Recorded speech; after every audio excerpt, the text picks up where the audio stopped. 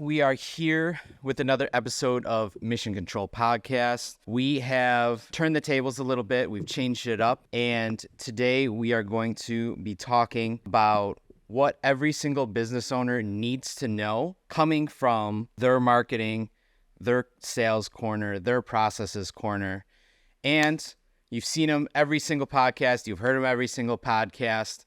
But you might not know exactly how qualified this man is. So let me break it down for you. He's one of the most forward-thinking business strategists in 2023 with one of the fastest growing SEO agencies in the online digital space.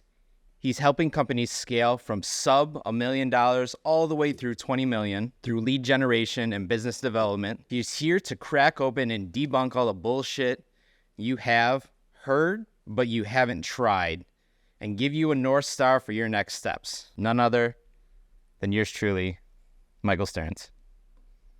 You sure know how to make a boy feel special, don't you? You know what I mean? I'm trying to take him home at the end of the night. I'll rock with it. You're gonna make me blush on camera. Right.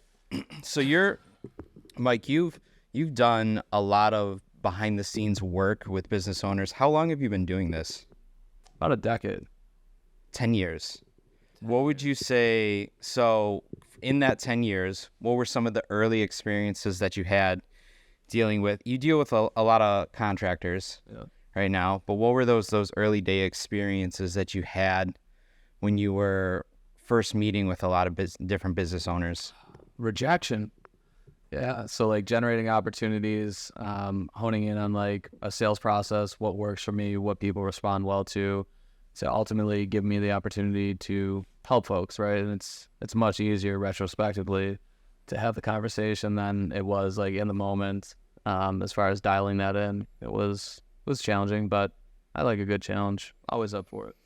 Do you think the problems ever really changed from when you first started a decade ago to now? Yeah, there's different challenges because, when I first started doing this, I was, just in sales, and now obviously I own a company and I'm responsible for, my team. I'm responsible for my customers, their team, their family. So there's a responsibility there that I take very seriously. So my day-to-day has morphed dramatically throughout the years. What are some of those early day experiences and those early day problems and wins that you've had? Yeah, I think the most effective change that I made, sales theory and then actual sales in practice are two different things, right? So, if I'm coming from a space where I want to help contractors with their website, with their organic position, make more money, it seemed intuitive that, okay, well, I'll just go to page 3 of Google and I'll start calling through, all these different contractors because they obviously need my help and they probably know it. And that seemed like a bulletproof strategy until I started doing it. And, what I found was a lot of the contractors, page 3, page 4, page 5 on Google were just, they were some of the older guys that were kind of stuck in their ways, people that were complacent with where they're at. They're like, I'm fine. I don't want to grow. Subcontractors were like, you know what, we don't want to deal with the headaches of owning a business, so to speak. We just take work from other contractors. They take care of all the headache and we get paid, right? And that's fine too. So that's like an example of definitely a struggle. And, I kind of came up with a nuanced strategy as far as finding people. So what I did was I pivoted to people that were actively advertising, doing paid advertising. So initially it was just like Google pay-per-click, and then it was Google local services came onto the scene. So with that, I had an understanding that they did see value in paying for marketing and advertising to some degree. And I made a pivot as far as like how I'd reach out. People don't like cold calls, generally speaking, and there's like a very low conversion rate from like, hey, I launch a call to, hey, I'm having like a legitimate conversation that might blossom into an opportunity. So what I did was, I bought them a drink, so to speak, right? So I would take a strategy where I would find whoever it is I want to call. Let's say there's 15, 20 people that I was going to call. I'll then find out who owns the company through like public record, do a little bit of research, familiarize myself with their brand, go on their Facebook page. And I would throw them a like on Facebook, right? Show them that I take interest, and they're likely going to see that. So now when I call, hey, John, yes, John, it's Mike. I'm calling with Ascent Digital Agency. Hey, man, I was on Facebook. I threw you a like. There's some good things that you're doing, but I think there's some fundamental things that, small modifications we can make to what you're doing that would be really impactful. So now it becomes less of a cold call because there's that level of familiarity and they understand that you took an interest. Because, I mean, realistically, if you're calling somebody, like in that context, you have a very small window to grab their attention. Same way as like if we're making content and we don't have a good hook, I get 5 views. Yeah, no, big time. What was, so there's a couple things I want to hit on here. We're getting to strategy, but how many hours did you take when you were familiarizing yourself with that brand to actually have that conversation to push you through that cold call? I mean, it doesn't take much, right? Like if I find a company that I'm considering working with, I pull up their website, I pull up their Facebook page. I mean, you could scan through that stuff, pull up their Google Business Profile. I mean, you could spend 5 minutes. It doesn't have to be, much bigger than that. Yeah, but you still dedicated. I guess what I'm getting at is you still made sure that you dedicated and allocated that time to having a comprehensive conversation. Yeah, and where I was working, like the sales strategy was you're going to make X amount of calls a day and you're going to have X amount of appointments. That's going to net you X amount of sales. And like that might work for some people, but what works for me might not work for you, right? So I would, make less calls, but they were higher quality calls. I would get more appointments and more sales because of it. So I guess like the overarching theme would be find out what works for you. What were some of those strategies that you were bringing up within that cold call? Because I think a lot of people within even this industry for contractors, they're still doing like a lot of cold outreach, right? So what were some of those strategies that you implemented to kind of get you over that first initial contact that maybe somebody that's like, they're out there, they're doing cold calls, or they have sales guys that are watching or listening? Like, what are some strategies that you use to push you past and have a more comprehensive conversation? Be authentic and be direct, right? Nobody likes fluff or bullshit.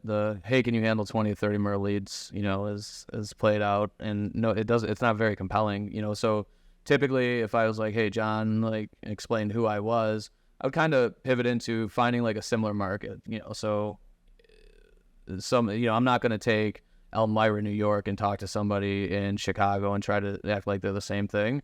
So find somebody in a comparable market and use that as kind of a case study for what you're doing. Hey, I've got a contractor in a similar market.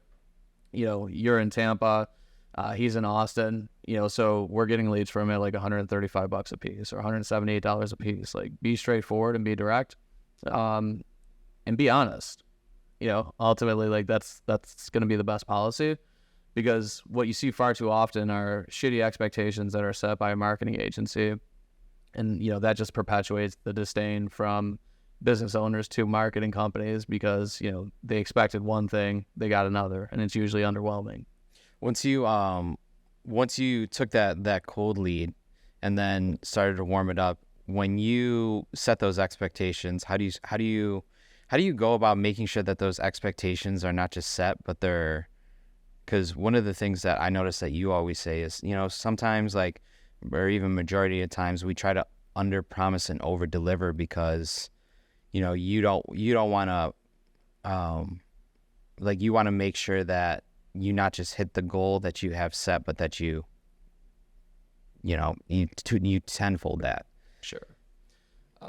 So in my position now, it's really just being intentional about it. So the way I manage my team, the way that they carry out their days, we have certain indicators depending on what kind of campaign that we're running to make sure that things are done, they're on course.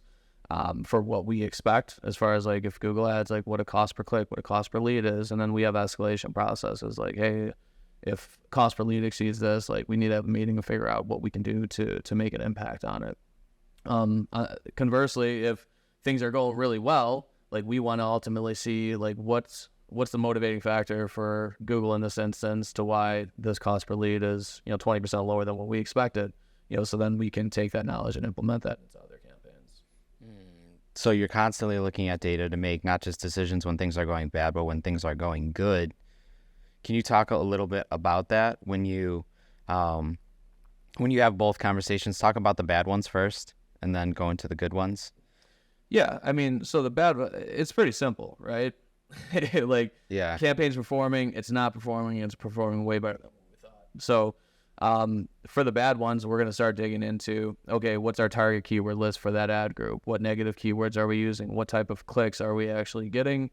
what is the quality of lead as well? Like, and that's super important because, if we project a $150 cost per lead and our lead cost is $190, right? And let's say we get 10 calls, but there are 8 roof replacement calls and they're all really solid leads.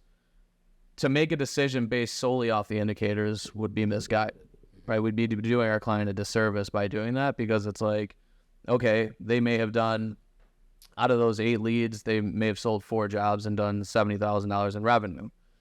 So to look at it as a bad thing would be misguided, right? So you want to take a look at indicators, but ultimately you do want to dig in as well to make sure that, we're not making decisions on our client's behalf that are going to impact them in a negative way. You talked about negative keywords. Can you go into a little bit about what that means? Yeah. So like we work with a lot of roofers, right? So in the instance that somebody's looking for best roofing company, we want to show up for that. However, if somebody is looking for best roofing supply company, we likely know that that's another contractor, somebody who is not going to purchase our services. So the negative keyword in that instance would be supply, supplies, supplier, right? Those would be a few examples of what we would do to instruct Google, like, hey, if somebody's looking for best roofing company, we want to show up. But if they're looking for best roofing company and it includes any of these keywords, don't show our ad, because ultimately we don't want to pay for our clients to get clicks for people that aren't going to buy shit from them. So you talked about intent. With intent, you have to understand who the buyer is. Sure. Right. So talk about that discovery process for you, for Ascend. What does that discovery process look like to really identify who's an intended buyer for that contractor? Yeah, I mean, ultimately, like, we have years of experience in this, right? So we understand historically what keywords will perform well as far as driving traffic that's relevant to the client.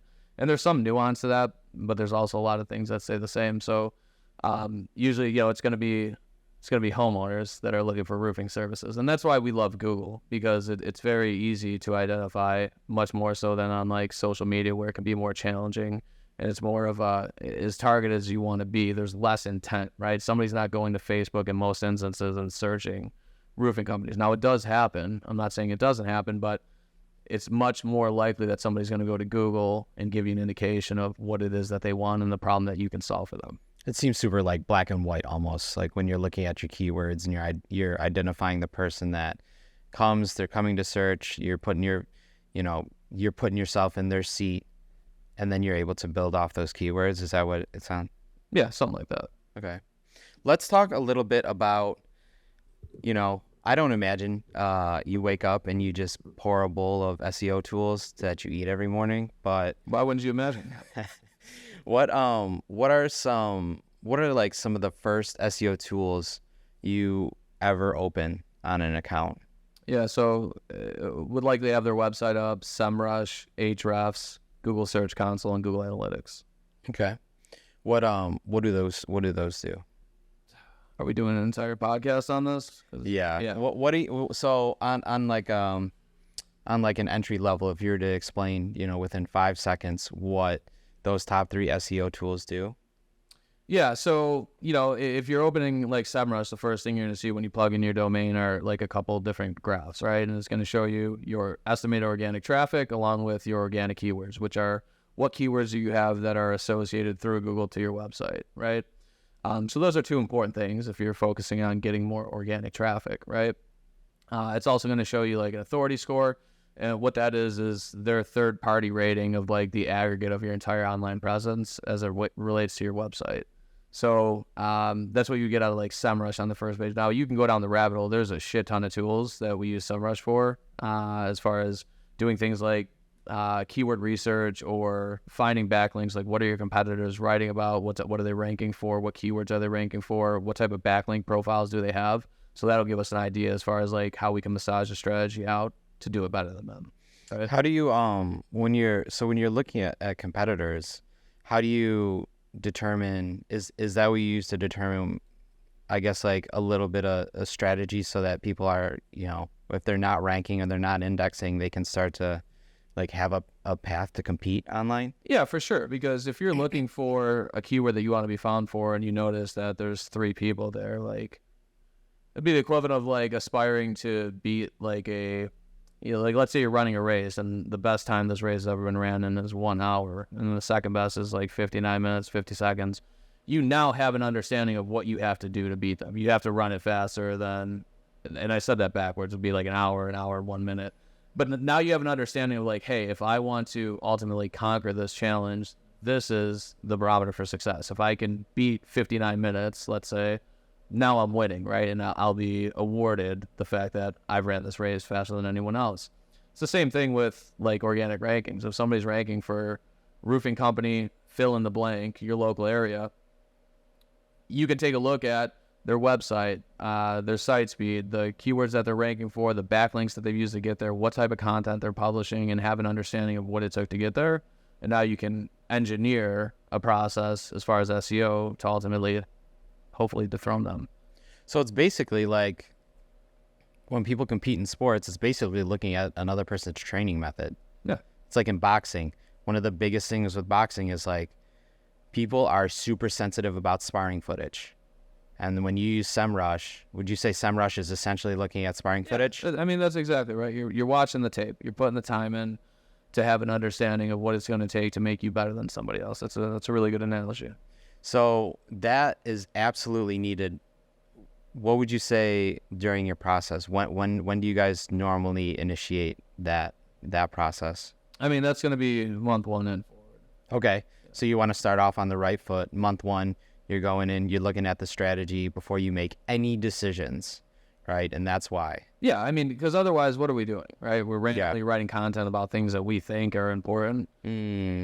What we think, as much as I like to think what I think is right, that's not always the case. Yeah. Right? The numbers don't lie.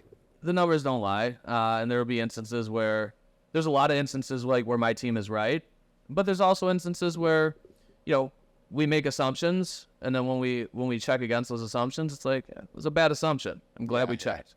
And it's good that you should do that. What's one SEO metric that's underrated? Dude, I don't think it's as much of a metric as it is content and quality content. Hey. Yeah. I see a lot of people put out, thin content, so 200 word, 300 word blogs, and it's like, you're not ranking with that. You're not providing enough value to somebody in need to solve their problem and doing it better than other people in your market in most instances. So focusing and being very intentional about what you're writing about, and then writing elaborate content from start to finish that really solves that issue, and go deep, not wide. How do you measure how good content is? I mean, just put it in ChatGPT and ask it. No, but for real though.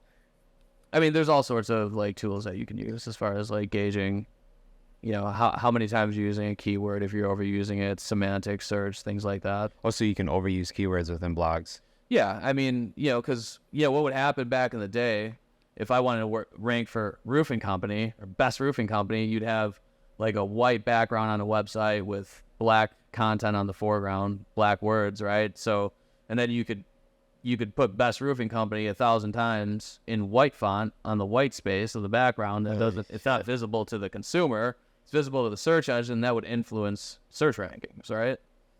That's like an old school hack. Yeah, I mean that's like the beginning of black hat SEO. So like as things have evolved and as Google has continued to try to keep up with making it a fair space for people to compete, they're consistently doing things as far as like core updates to battle against all the spammy bullshit that gives people a competitive edge over people doing it the right way. Interesting. Yeah. What because I as like a content creator, I'm always interested to see how people are ranking like the creative, because you're talking about the creative, right? Yeah. When you're talking about the content, you're talking about how well can you explain something, because yours can be written or video or photos for alt tags. Sure. That we've talked about before. So there's like a couple different variations where for me, like content is just, it's video, and honestly, it's very similar, because like if you're talking about nothing, you get no response because it's super saturated.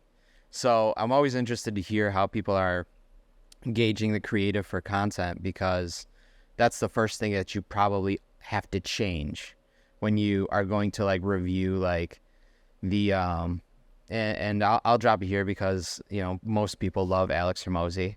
One of the things in $100 million offers that he talks about is one of the first things that he would change within his ad was the creative. Yeah. So if that's one of the first things that you change, like, can you only imagine how important that is to start it off on the right foot? Yeah. So, interesting. What is the most overused SEO tactic in 2023? ChatGPT. How is that? How are people using it wrong? So it's a super effective tool and it's powerful, right? There's no denying that. But again, just going into ChatGPT and like, hey, write me a blog for roof replacement, and then just copy and pasting that onto a website, the likelihood that you're going to get quality content that actually ranks is not very good, because you're not doing the things like keyword research. You're not having an understanding of the context of what you're writing and how you're framing it. You're just trusting that AI spun content is going to give your end consumer that you're trying to compel to purchase things from you the best information possible. So if nothing else, have somebody edit the content. If you're going to use ChatGPT, have someone look at it before you copy and paste it and put it on your website. Why do you think AI isn't performing like that? I mean, it's very early on as far as like ChatGPT and Bard. We're like a year and a half in. Talk about Bard, because I think a lot of people know about ChatGPT and not as many people know about Bard. Yeah, it's just Google's rendition of the AI platform. So, what about Search Labs? If you I find it interesting what Google is doing with Search Labs, because what they'll do is you'll do a search and AI will generate a response for like a summary of the first page. It'll like comb through like the articles, and it'll tell you kind of like, I guess, like the highlights of what most people are talking about. Do you think that there's opportunity to doing your early stage research with AI? Maybe.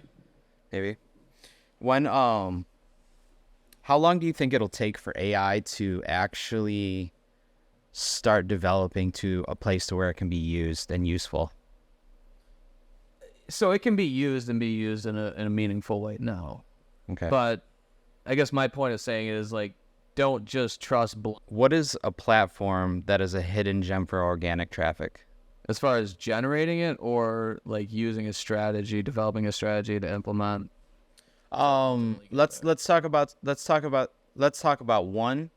So how about one that people are using as traffic that doesn't really help them, and then one that is used for like strategy? We're gonna talk about getting organic traffic. I love Facebook for organic traffic. Okay. I love getting into local community groups, having people be brand ambassadors, past, current, future customers, build traffic. It's more referral than organic, but a lot of people look at organic traffic as things that I'm not paying for, right? And if you can get people mobilizing from Facebook into your website, into your sales funnel, that's a huge win. And I think that's the most underused as far as that's concerned. I'm going to have to go, like, for us, SEMrush is huge. SEMrush, we use it for so many different things within our SEO strategy that for Ahrefs is good as well. Different flavors. There's also Moz, M-O-Z, which some people like. I don't like the flavor of it, but dealer's choice. But if I'm a contractor and I'm trying to figure out SEO, those are going to be a few places that I'd start. What was one that you used? So was SEMrush around when you first started a decade ago? I don't know. I wasn't doing SEO myself. I was just selling it. So you were just doing the cold calls for it. When did it change over?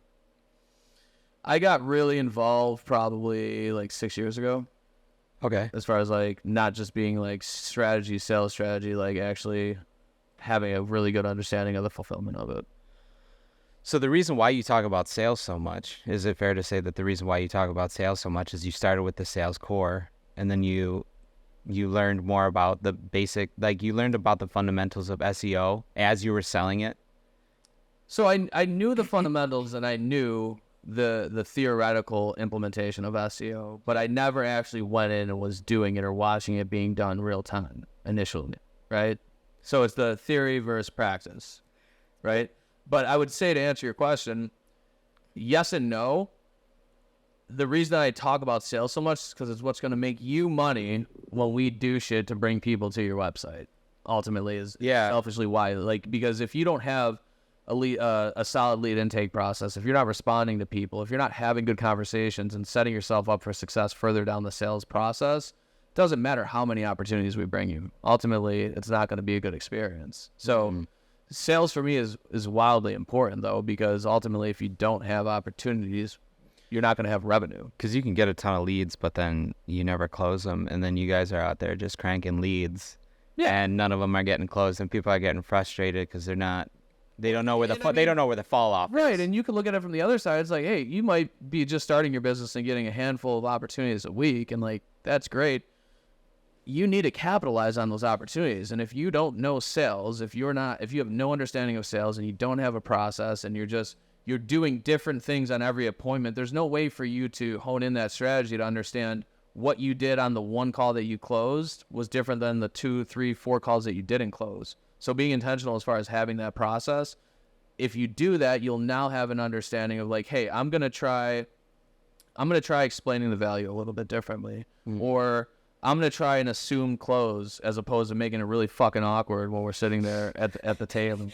Right? Something as simple, like the small things make a massive difference, right? So if I'm a roofing contractor, I've gone through my entire presentation, I might do something for an assumed close like, all right, great. So everything sounds good. I can get you on the schedule. We'll be in the neighborhood on Thursday. So tentatively we'd start Thursday and Friday. Which one works better for you? Right? I'm not asking them for the business. You're suggesting. I'm telling them, because hopefully at that point I've already proven enough value. I've trialed closed them. I've asked them questions throughout to demonstrate that, like, hey, we are a really good fit for your project. You do trust us. We are an authority. So at that point, I'm going to put it on them to be uncomfortable to explain to me why that's not the case if it is indeed the case. Where do you think people are fucking up the most in their sales process? It's by not having one. By not having that's majority of where people are screwing up. For the ones that do have one, not monitoring and holding their salespeople accountable to the process. Right? So I could have the most bulletproof sales strategy ever and just a completely bulletproof process, and I could roll that out to 10 sales reps, but ultimately, when the cat's away, the mice will play type deal, like people get lazy, they get complacent, especially guys that hit their quota for whatever it is that they want to make. Like, let's say I sell 4 roofs, right? And I do 100,000 revenue. And for me, that's what I know I need in my life to provide my family the life that I want. Yeah. I might throw that shit on cruise control, right? And if I do that, you're suffering because of it, because you're still going to give me opportunities as if I'm hungry, but I'm not. So I'm half-stepping everything, which devolves into just really a higher cost per acquired job for you, right? It eats into your profitability. So, like, the lack of management of salespeople becomes a really big fucking issue, and one that's pervasive. It happens all the time. What do you think that first step is for someone to, like, if they're going from that position that you were just talking about, right? They don't have you, right? They haven't courted Michael Stearns yet. Stop it. So what's that first step that you would suggest to anyone, even if they don't ever reach out to you? What is that first step that you would suggest to someone to go from that position to taking that first step into sales? Like, write down your theoretical sales approach. Okay. One of the most challenging things for me when I started my business was getting the shit out of my head onto paper. Because I'm wearing 10 hats and I'm busy. But what I quickly realized is, like, I'm going to have to ultimately build a team that can do these things. And if I'm trying to just freestyle off the top of my head, there's not going to be consistency. There might be small changes that can make a big impact. But at the same time, it's not going to be nearly as quickly adoptable or trainable to somebody who's stepping into that position, because we're kind of just spitballing, versus if you've got all your systems processes laid out, maybe you tweak them in the future, and that's fine. But now you have a baseline to where, hey, if I bring somebody into a sales position, this is your script under these circumstances, right? If somebody's calling for a roof replacement, start to finish, this is where we're at. Or in that instance where you're just starting your business, maybe you don't have employees, but now it provides you a blueprint of, like, hey, I have to be intentional as far as doing all these things from start to finish, because I think this is going to give me the best opportunity to prove value and ultimately win their business. And again, you might be wrong, and it's okay to be wrong. And if you're wrong, go back to that script. Like, you're going to have the context of that meeting. You're going to be able to gauge what the person's giving you as far as feedback, nonverbal, social cues, things like that, to see, maybe you say something, you realize they kind of were like, okay, now let's take that part of the script and let's modify it, right? Yeah, how do I deal with this objection? Yeah, or maybe there were a few things where they got really excited about and it landed well for you. Okay, we're definitely going to keep that. So having an understanding of those things starts with having the process and getting it out of your head on paper. Have you ever suggested that people record themselves when they're doing these sales meetings? I think it's a really good idea. I can't say that I go out and actively are like, hey, you should record yourself during a sales meeting. But I think role play is super important, especially spontaneous role play. I had kind of a breakthrough with somebody that was a canvasser, and it's because number one, I spend time when I'm in the trenches with my guys doing training. I go on the north. I go door to door with them. Say if I'm training someone in canvassing and doing direct marketing. Yeah. And what I'll do is I'll have a couple where I record their thing so that they can hear themselves back. They can hear how they're studying. And I think you hit it right on the head, is like you have to have, if you don't have that opportunity to do that, you have to have objection handling in the office, or like a training period, or like a time where you're just having those hard conversations, that you're dealing with like the no's and like getting rejected and stuff like that. Yeah. And I mean, there's a finite number of objections if I'm trying to sell you something. Yeah. And depending on what I'm selling you, those objections change. But what doesn't change is there's not unlimited objections. There's going to be a few reasons why people choose not to do business with you. Yeah. So if you can set up a process to where you weed those things out, ultimately prove to people that you are the best fit for the job. Sales is simple. It doesn't have to be overly complicated. Isn't that the point though, is like simplicity always wins, right? The most simplest, like, go back to the fundamentals. All the greats are the greats because they master the fundamentals. Yeah, fundamentals are super important. Speaking of weeding out companies, what are some things that you should look for when working with an SEO company? Track record, proven success. That, for me, that's the most important. Because there's credibility associated with that. If I have, if I come on here and I tell you guys we're the best marketing agency, maybe some of you believe me, maybe some of you don't. If two of my clients you see are like they're the best agency, you're more likely to believe me. If we've got 15, 20, 30, 40 people, screaming from the rooftop that we're the absolute best, now we're much more likely to have that credibility, and it's founded on the fact that we're doing it for them, which is super important. It's no different for any other company.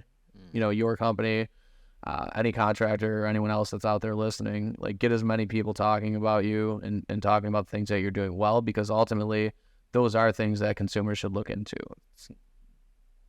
Working with, for over a decade of experience, have you worked with other industries outside of contracting?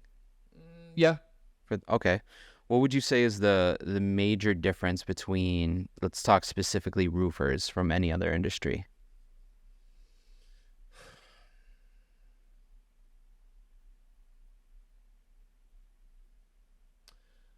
I think especially early on, one of the biggest differences, you have one person that's trying to do 6, 7, 8 jobs, versus, I don't know, a lot of the other industries, the exposure they had is usually there's a team, even if it's at the beginning.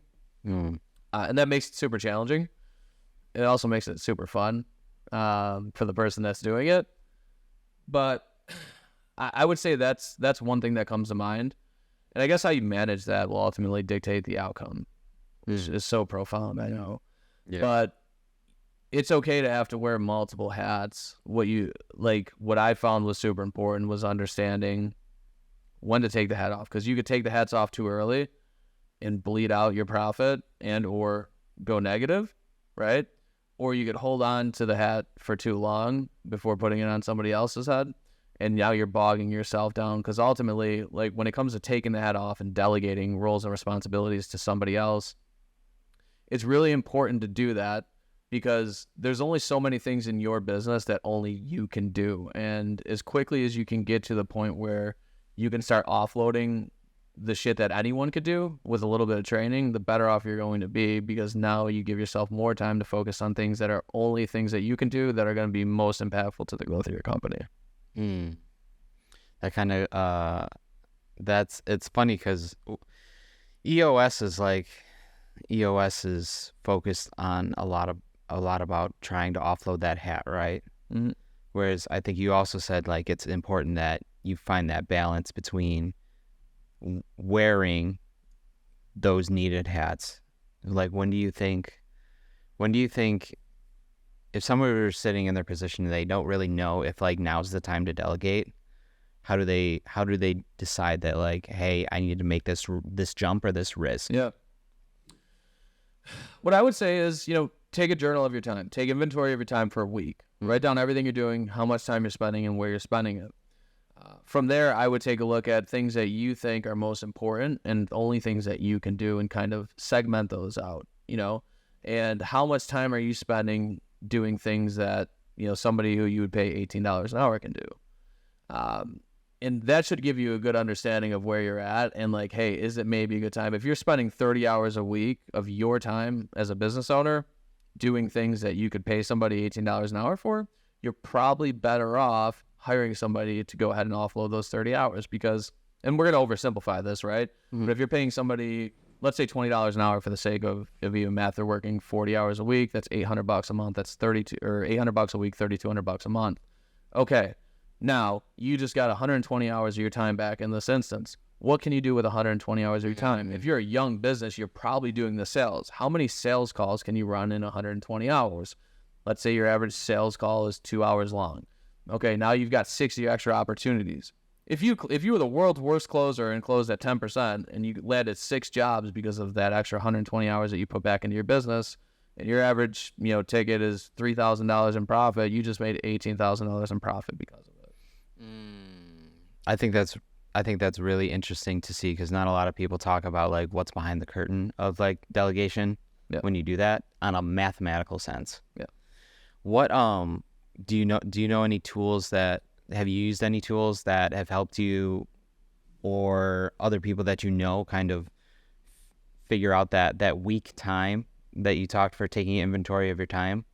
It doesn't have to. You could use a fucking notepad. You could use the notebook in your phone. I mean, you could use Asana, which is like a task management system. I mean, I like Asana. Yeah, I think where people have a struggle is they hype themselves up and get intimidated by something because they make it more than what it has to be.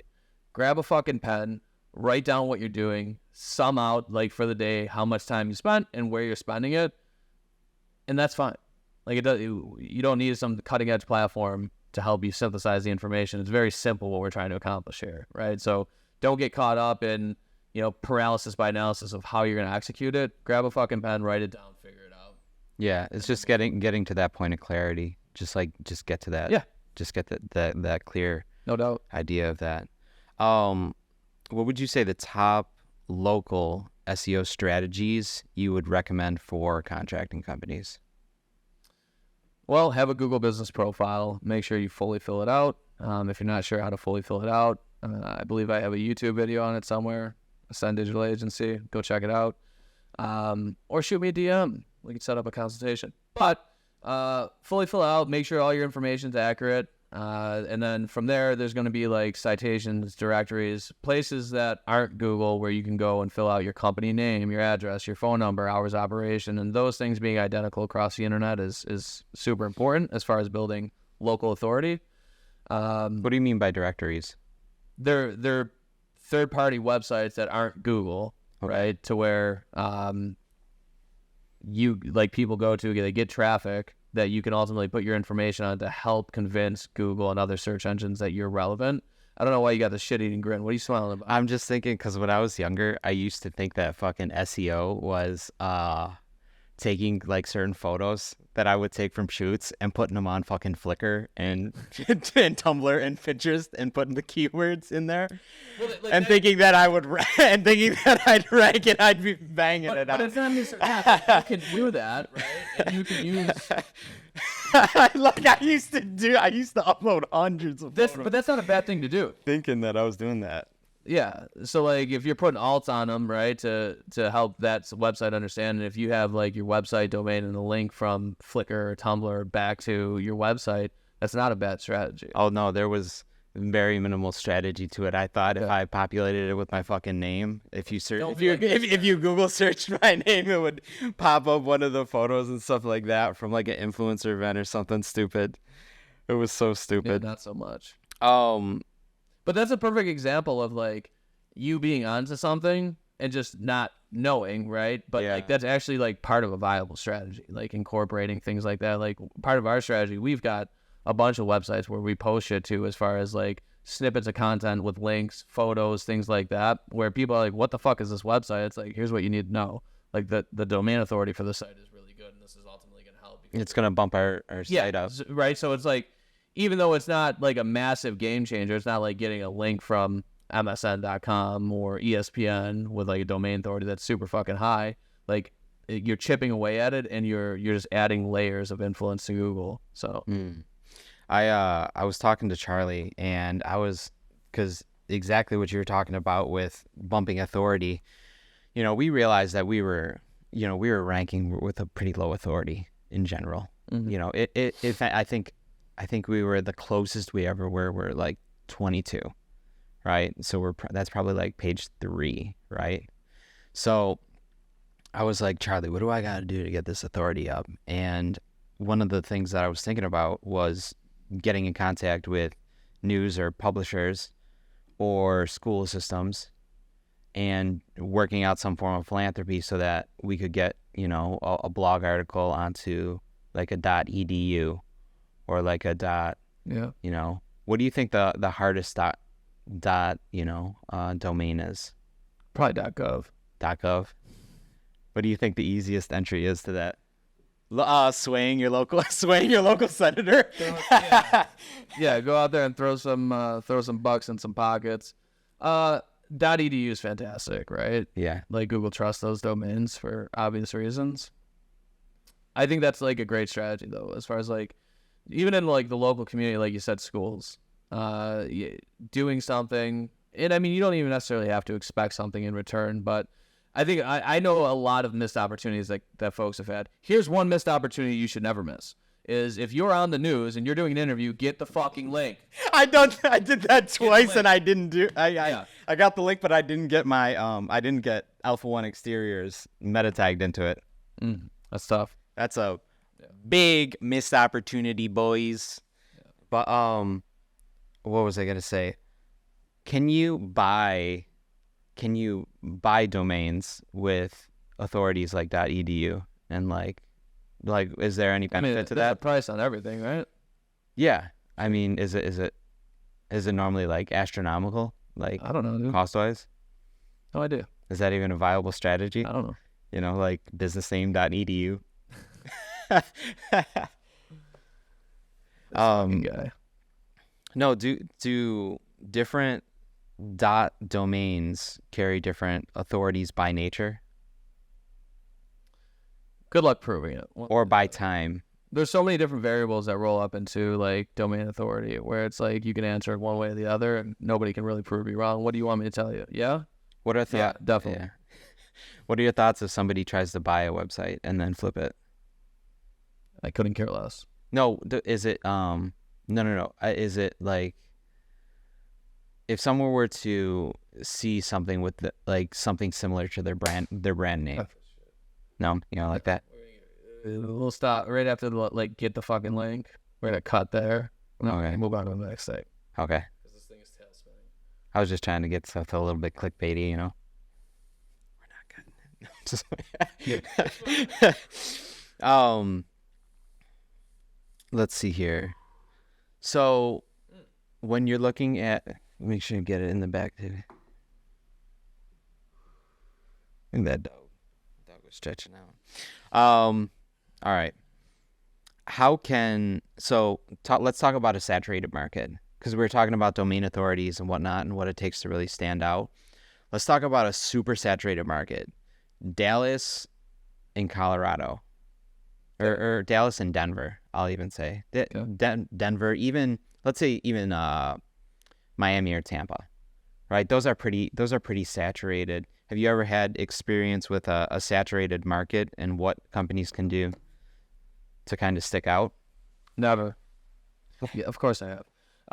Yeah, we had a client in Denver, did really well. Kyle with Soul Business. Shout out to Kyle. I miss you. I'm gonna call him after the shoot.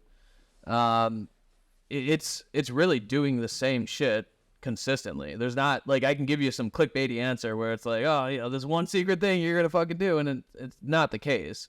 So in the spirit of being authentic and giving good information, the strategy might change in the sense where you might need to be more aggressive as far as how much content you're creating, how frequently you're deploying that content, right? Like there will be nuance as far as that's concerned, because naturally, if there's 10 contractors competing for 10 spots on Google versus 200 contractors or 2,000 contractors, it's going to be more challenging. And the one thing that you're going to be able to do to influence that is content for sure, and links, right? And the more quality content you're putting out, likely the more links that you're going to get, right? Because people find it helpful, not only your target market, but if you write a guide on like the best shingles, that might be helpful to the homeowner, but it might be helpful to other roofing contractors as well. Maybe they link to that blogger. There might be, somebody in journalism that finds that very helpful, and they link to you because of it. We wrote a blog not too long ago on Owens Corning preferred contractor, their warranty. I think it was a platinum contractor, what their warranty was, and explain the warranty. Like Roofing Insights linked to it. So like there will be other people other than like the intended audience, the homeowner for roofers, that will find value in that and can actually supplement, accelerate. Because if they don't want to talk to like the sales rep and they just want to do their own research, yeah, chances are if they're talking to the sales rep and you guys are ranking really well with that piece of content, they're just gonna be in like a sales vortex, right? Fucking vortex. You heard it here first, fucking folks. vortex. No, but right, like that's the idea, is that you're putting out content that people are searching, so that even when you're having those face-to-face interactions, when they go online and they do their due diligence, yeah, they're still being seen by the same brand. Right. What kind of content do you think people are looking for roofing or contracting services?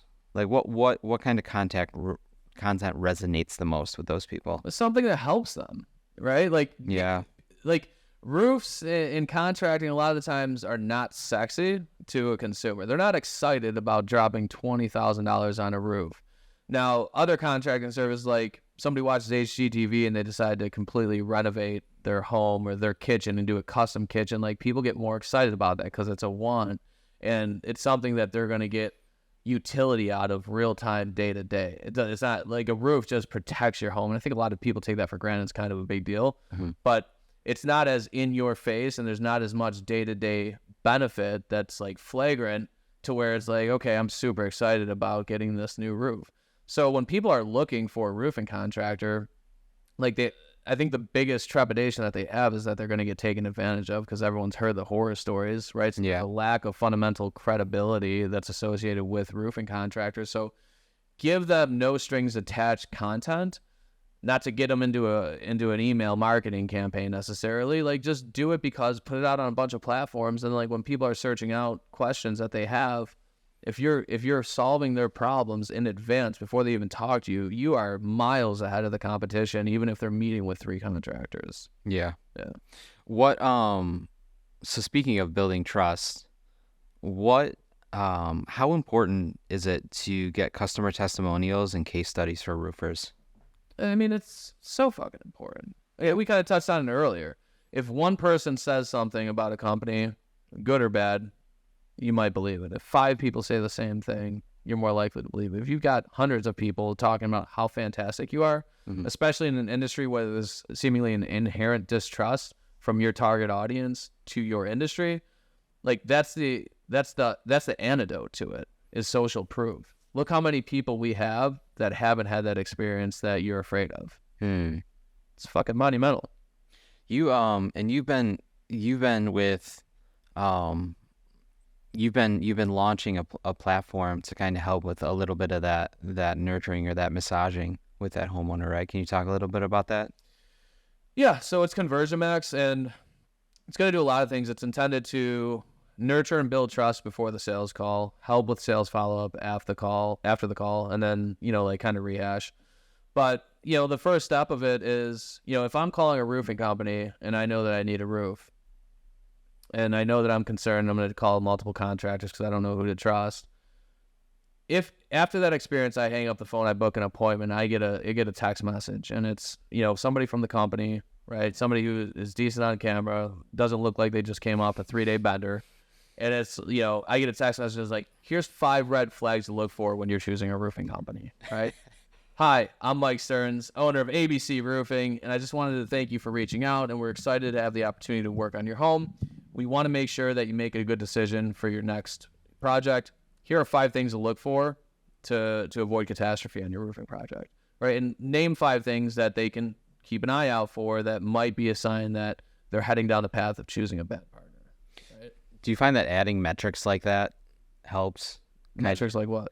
Like the 5 steps, or the 5 points? Yeah, it grabs attention. Yeah. You don't have, but don't manufacture a larger number just because like you want it to be bigger and be more compelling. If there's 3 things, or if there's 1 thing, or if there's 20 things, be authentic and give them the information that they need to make a good choice.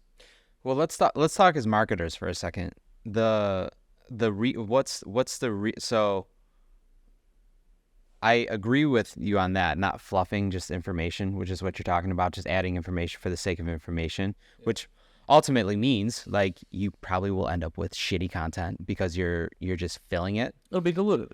But I do also think that the reason why we do metrics and that people like metrics is because they can quantify time. How long is this going to take me? It's going to take you 5 easy steps to figure this out, right? It's going to take you 3 easy steps to figure this out. So there's a little bit of a marketing kind of psychology thing that when these contractors are doing content, compartmentalize it for people, right? Because sometimes they go wide. Do you find that pretty often as a lot of times, contractors will go wide with the amount of information that they have, and it nearly doesn't all matter. Yeah, it's usually a marketing company doing it on their behalf. Like if there's one takeaway, it's like do the fucking content, guys, girls, please, do the content, right? Like, and that's usually going to be the first step, and that's not done in the majority of cases. Okay, but I agree with you to your point. What let's see. How often should a roofing company post on their social media channels? I mean, as frequently as you can, providing actual good content and updates about the company. We talked about people endorsing you. Let's talk about something that, people don't really give like strategies to roofers for this specifically. And that is when you receive a bad review. Yeah. What are some of the steps that, like, let's talk about a couple different strategies, because I'm a firm believer that there's a couple different ways that you can go about it. Why don't we just role play this? Leave the negative review. Okay, hold on a sec. I'll just read one of my. No, so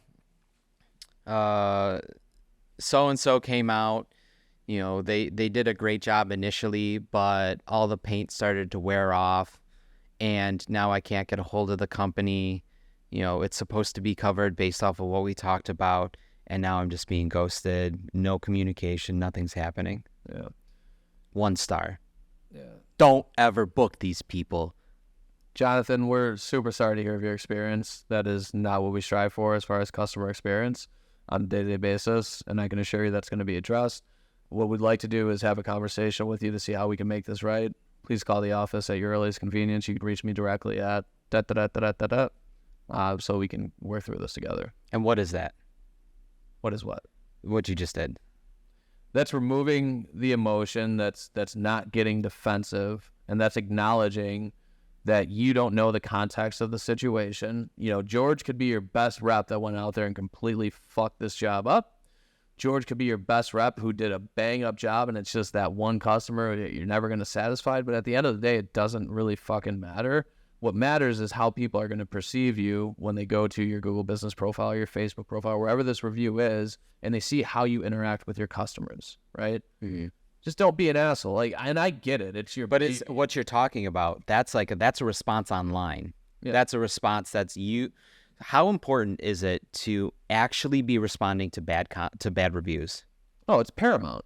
If you've got 50 reviews and 5 of them are bad,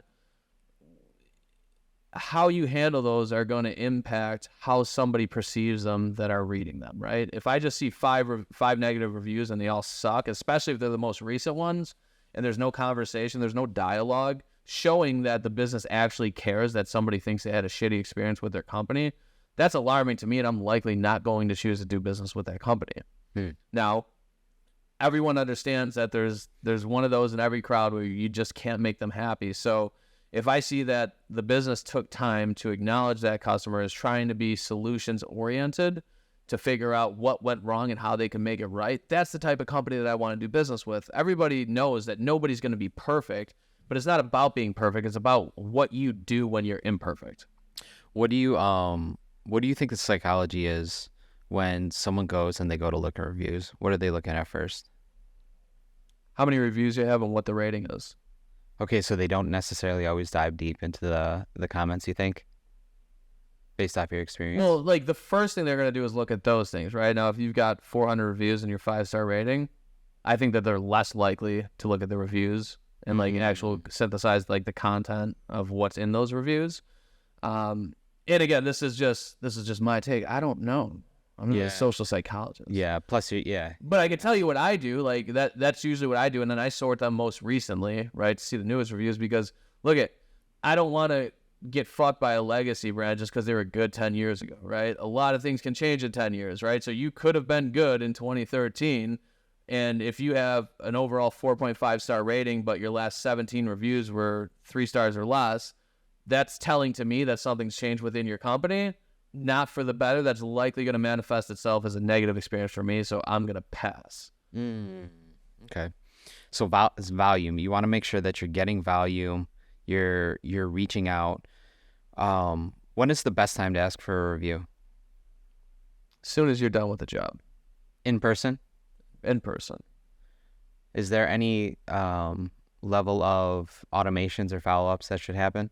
There are. So I'll give you I'm going to give you this one tip that's going to absolutely crush it for you for volume of reviews. So you're walking through with your customer. You're there to pick up the final check. You're talking about, like, get them excited. Like, oh, do you see why we chose that Onyx black shingle with your trim? The way it pops, it's fantastic. You see we didn't ruin your platunias that you said were so important to you? Or maybe we did and we're sorry. Was there anything about the process that, you felt manifested itself differently than what you expected? No, you guys killed it. You knocked it out of the park, et cetera, et cetera. Fantastic. So have your Google My Business profile, Google Business Profile link copied and pasted into your notepad on your phone. And when they're telling you how great of a job you did, simply say, hey, will you do me a small favor? They're going to tell you yes. That part's super important. Get them committed. Okay, I'm going to go walk around. I'm going to do one more walkthrough just to make sure that we didn't miss any stray nails. We told you we'll do our best to get everyone that we can. It's never perfect, but I'm going to do my best like I said I would. So I'm going to walk around and just make sure that everything is copacetic. In the meantime, I'm going to send you a link. Can you just click that link and share your experience with us? So now it creates accountability and a sense of urgency, right? Road to Hell's paved with good intentions. They'll tell you they'll leave reviews, and then life gets in the way. They're not being malicious.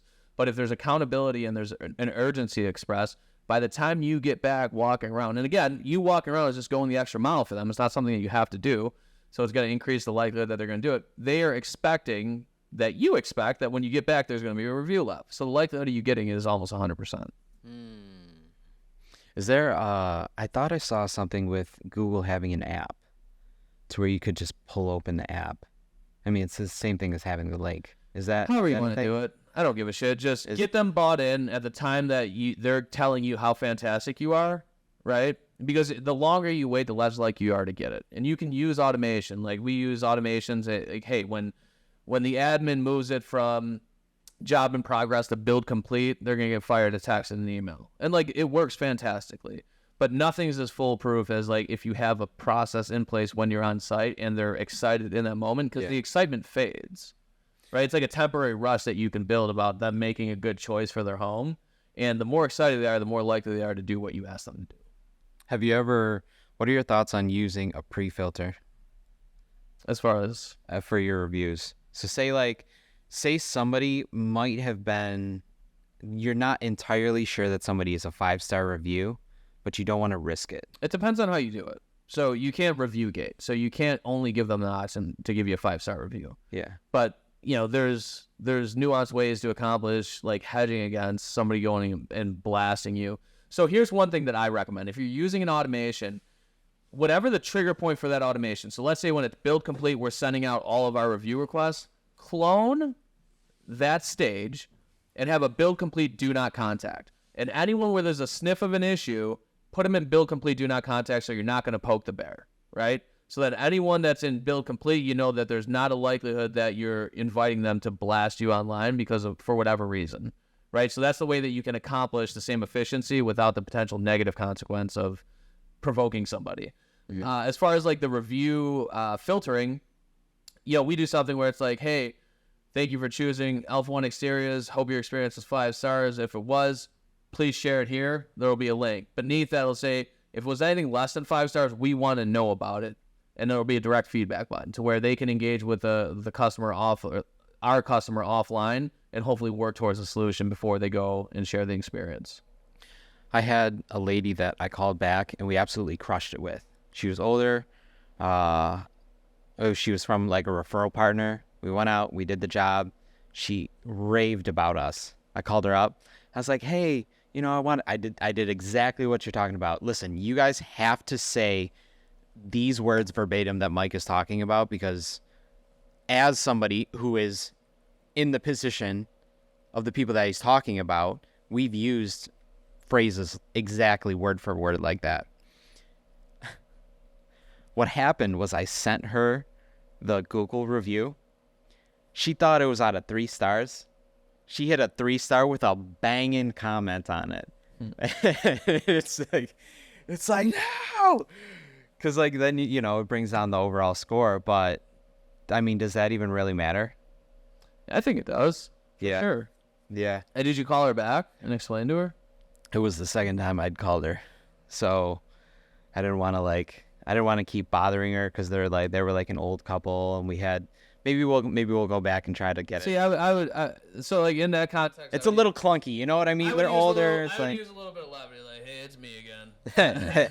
Hey, I'm outside the house. If you could open up real quick. Yeah, or send them something like thoughtful, right? Like when your salesperson's in their home talking to them or at their house, like maybe they notice that they got a bunch of yard gnomes. Get them a fucking note, and then reach back out and like, hey, so sorry. And the likelihood that there's a negative reaction to that is so small because again they already love you. Love you. They endorsed you.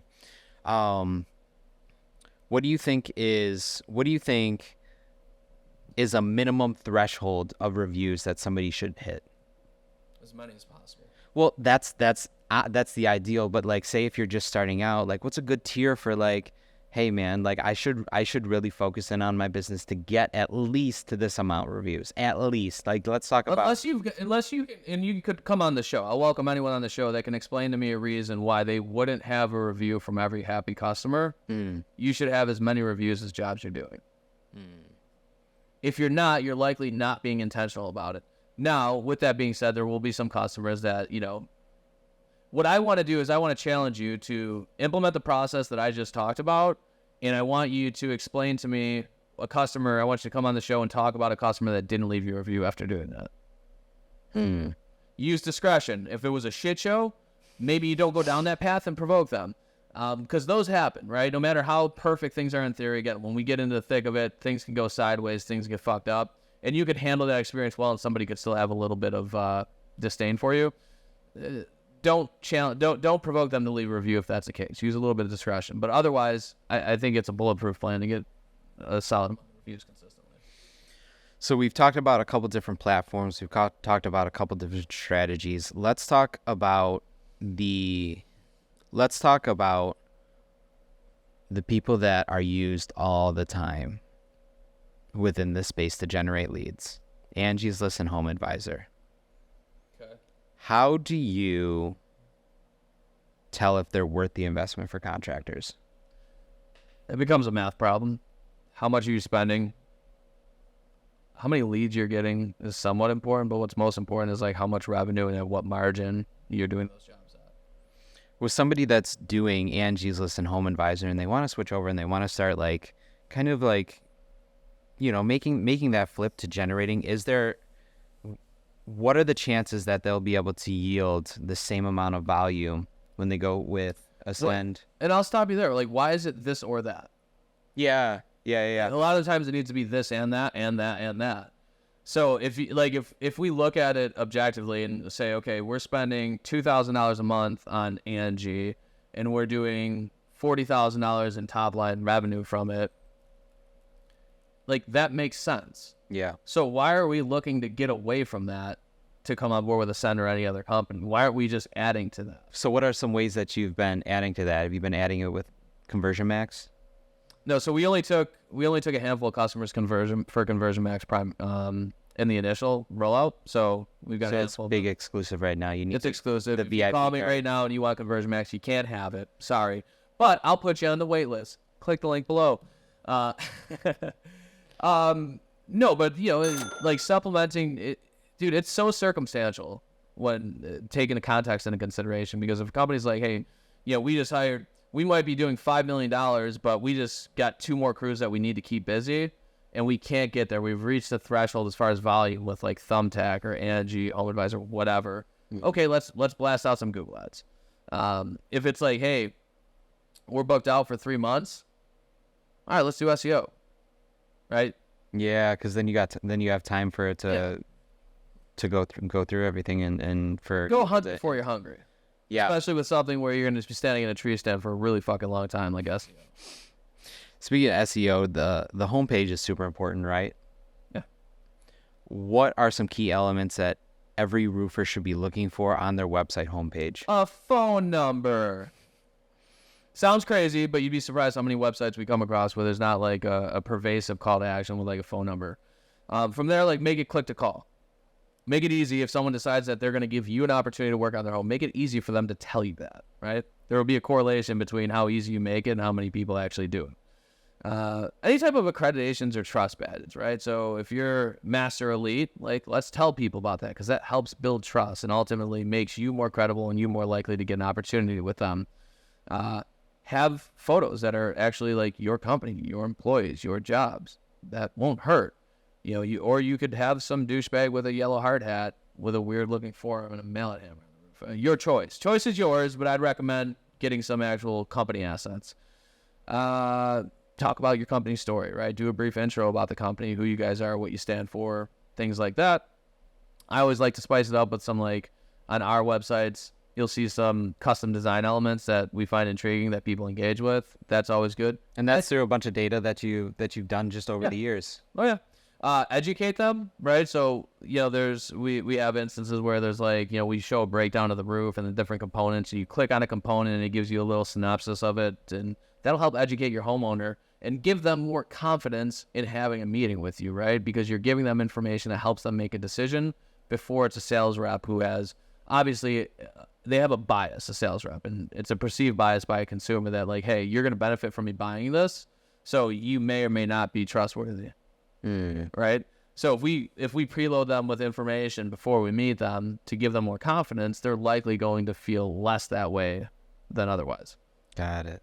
What are your thoughts on Google Guaranteed? I mean, do you think it's as competitive as, you know, it first looked like it was?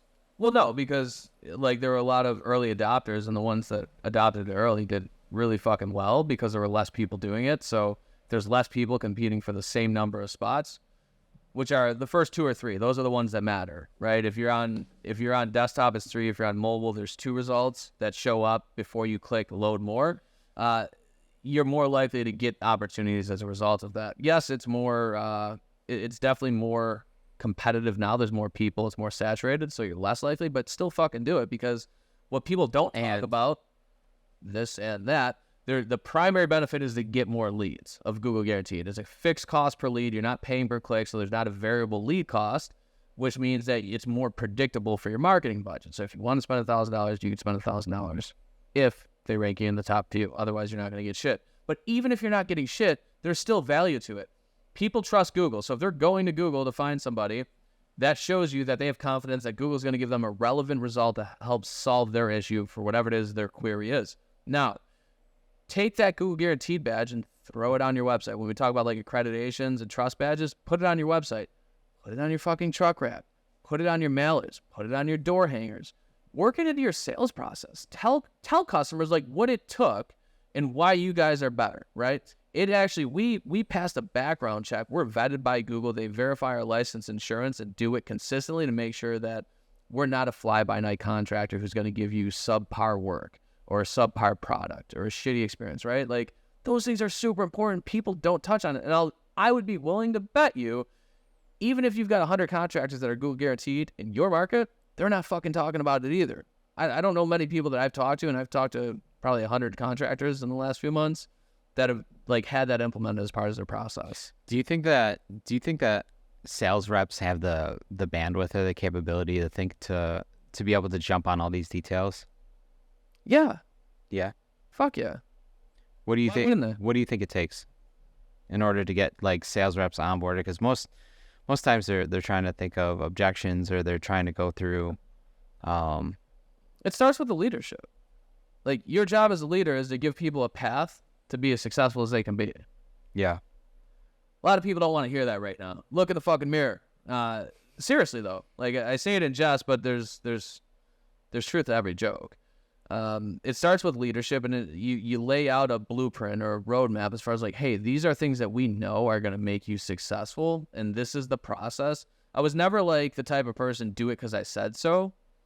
Let me show you why this is the way that we do things, right? There's reason, because if I'm training somebody, I want them to have confidence in me as a leader. And the way that I'm going to build confidence is to show them that this isn't something that I'm just making up or flying by the seat of my pants. Like, there's a lot of thought and intentionality that goes into this. And this is exactly why we do it this way. And this is why it's important for you to do it this way if you want to be successful. Don't get me wrong. There's been instances where we've modified, a process because someone's come up with something better through being in the trenches, because things evolve, things change, and that's fine. Like, be open to that as well. Like, I invite feedback. But it starts with leadership. For companies that are sub 1 million, what should they be focusing on right now? A lot. So, my biggest thing is having opportunities is super important. Like, just be tenacious. Have that grit, that moxie, right? Don't be afraid to get after it. Like, don't have shame. Like, be willing to talk to people and consistently grind. Because, like, those are the things that are most important. Like, if you've done $500,000 in revenue, like, don't try to call a marketing company like, hey, I want to spend thousands of dollars a month. Yeah. There's some instances where it makes sense, but in most instances, like, hey, take that time to build out your processes. Like, if you're struggling getting business, go talk to some realtors, or go pitch a brokerage about like talking to their realtors and pitch a bunch of realtors at once. Like, those might not be the ideal opportunities for you, but like, hey, you're starting at the bottom, right? So you don't get the luxury of choosing which opportunities you want to pick. Like, get the fucking revenue in, and then as you build your empire, you can then start to modify your approach to say, yeah, I don't want to work on these types of jobs anymore. We're not doing tile roofs, or, I'm not doing repairs anymore, which I think is a terrible misstep, by the way, for anyone listening. Is anyone out there? So grinding, it's super important. And I mean, really, like, safeguarding your money. Everybody's going to want to have their fucking hands in your pocket. Don't let them. Guard your pockets. Be careful where you spend. Companies from $3 to $5 million, what do you think their biggest focus needs to be that you found through experience with other contractors, or those $3 to $5 million companies? Making sure their processes are tidied up, making sure that they have integrity in their data. So making sure, like, when you're at 3 to 5 million, you're likely going to have a couple sales reps now, maybe one, and you're still selling, or maybe you've got a couple, maybe you've got an admin. Like, making sure that, hey, we have this CRM and people are actually fucking using it for what it's intended for is huge. Because if at the end of the year I can go back and I can tell you how many leads came from every single lead source we have, what the closing percentages are by lead source, what the profitability was, now you have an accurate picture and understanding of, hey, we spent money, time, effort here. These were the results. That sucks. that sucks. Let's change that. That's fucking amazing. We're going to double down there, right? It gives you the confidence and the ability to look at it as a math problem, and anything that I can make a math problem, I make a math problem. That's right. It's not emotional. Companies, $10 million and over, what should they be focusing on? Well, I mean, it depends. It's not the answer you want, but what do you where do you think the greatest opportunity is for a company that's at $10 million and they have really great lead flow, they have really great branding, they have a good close rate? You know, let's talk about like a unicorn $10 million company. What is a good opportunity for them to start exploring in? I think if that's me in that scenario, I'm going to think long and hard about if I want to scale the company and keep growing it. A lot of people reach out and they want to grow their company. And like, when you ask them why, there's not a clear reason as to why. Like, some people are like, yeah, it's easy. I want more money. If you're doing 10 million and you've got a unicorn of a company, you know, you're probably at like somewhere between 7 and 15% net profit, which like financially, you're probably doing pretty well. And for me, it's always like, how much of my sanity do I want to donate for the sake of making more money? So purpose, at 10 million, it becomes purpose. Yeah, like what do you want your life to look like? Because I'll tell you what, from when you go from 10 to 25 million, like that, the headaches are going to be significant. From my experience, you are going to donate a large part of your sanity, even if it's just in the interim for a short period of time, to get to that point. Because we're adding so many different ingredients to the recipe. There's so many more opportunities for shit to go sideways with your employees, co-workers, your customers, your suppliers, mishaps. Like, there's just so many things within that process from start to finish. And the larger you get, the more projects you have, the more likely that human error is going to impact that in some way negatively.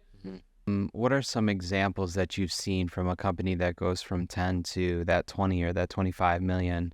You mentioned human error, but what are some other problems that those headaches entail? Communication. Really? Between who? Between everybody. Yeah. The left and the right hand. Right? Left not knowing what the right's doing. I think as the saying goes. Is that how the saying goes? Drop it in the description if so. Tell me, yes or no. You know, between, it could be from like sales rep to consumer to project manager back to admin. I mean, there's so many different like choke points potentially for communication to break down and for it to devolve into a fucking shit show. It's like, and the more communication that's taking place, the larger the sample size, the more likely is that something's going to be missed, like fucking playing telephone when you were a kid, right? We're going to start with the secret. And by the time it got back around, it was... Do you think that's a result of leaders not wanting to stay tapped into their business when they're that large? It could be. But like, I have a client, and he was recently getting upset with how many like reviews that he'd gotten in like the last year that were less than 5 stars. And he's got like 400 reviews, right? And it's like, okay, so if 1% of your customers are leaving bad reviews, that's 1 review for every 100 jobs. All right. But now if you do 1,000 jobs in a year, that's 10 1-star reviews. So that percentage stays intact. Just seems like a lot more because it's an outcome you don't want. Yeah. Right. And that you're dealing with, like at that point in your company, you're seeing like you're making people bring that to your attention. So now you have more exposure to it by volume, but proportionally it's still the same. That's not to say don't work on the things and try to make sure that you can do everything you can do to provide the best experience and make your customers happy. But it's not that big of a deal. It's not anything different percentage wise than what it was year one. You know, and I think that like looking at it through that lens kind of puts it in perspective for people sometimes.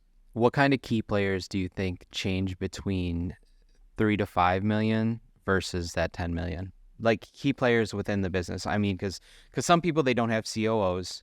Some people are still at a point to where they don't have CFOs.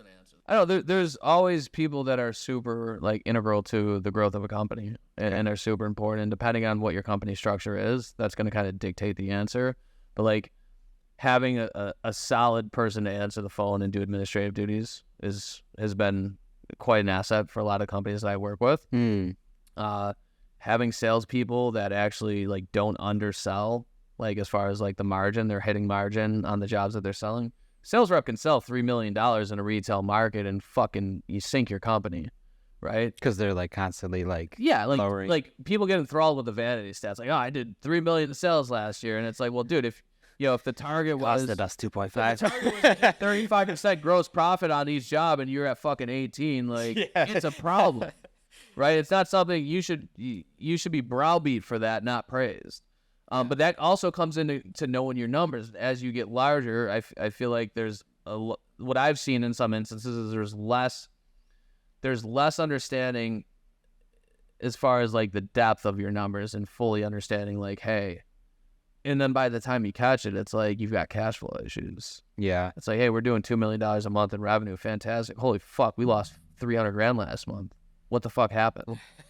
Seriously. Yeah. What do you think are good resources to be able to, like, if somebody's at that phase, what do you think are good resources to be able to educate themselves? And like, what would you recommend for someone seek as far as like to be able to grow into that?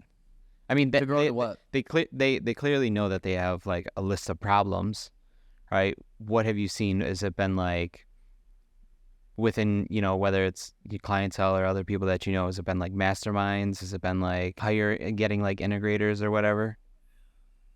Look, man, EOS is great.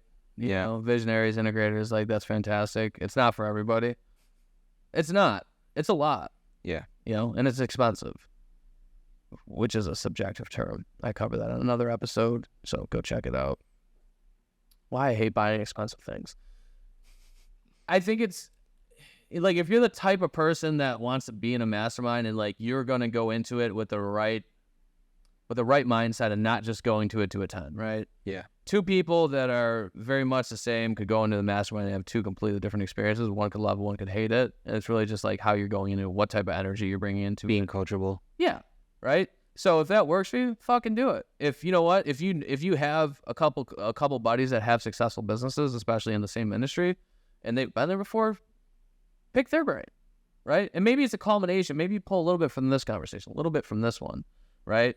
Someone might not be the one that has all the answers. It might be a couple different mentors. And that's fine. And maybe you take something from none of them. You're like, I'm not doing that. I know better.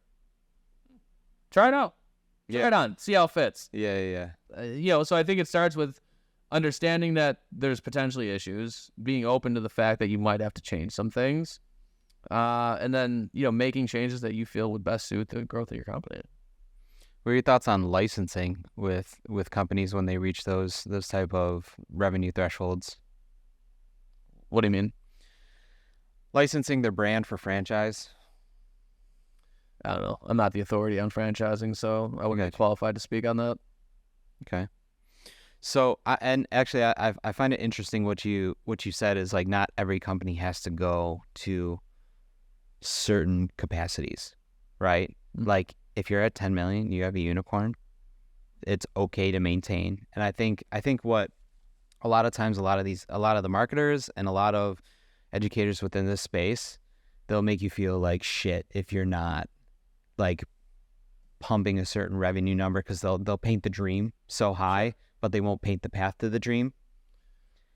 And so it could be treacherous. Yeah, and nobody says exactly what you said, to the even the middle of the conversation, where it's like, hey, if you have $100,000 company, right, and you know that your family is like good and you're happy with that, I think that's the overall goal, right? Is that you're happy with whatever revenue threshold you're at. You don't always have to be the $10 million company. You don't always have to be the 50 or the $100 million company.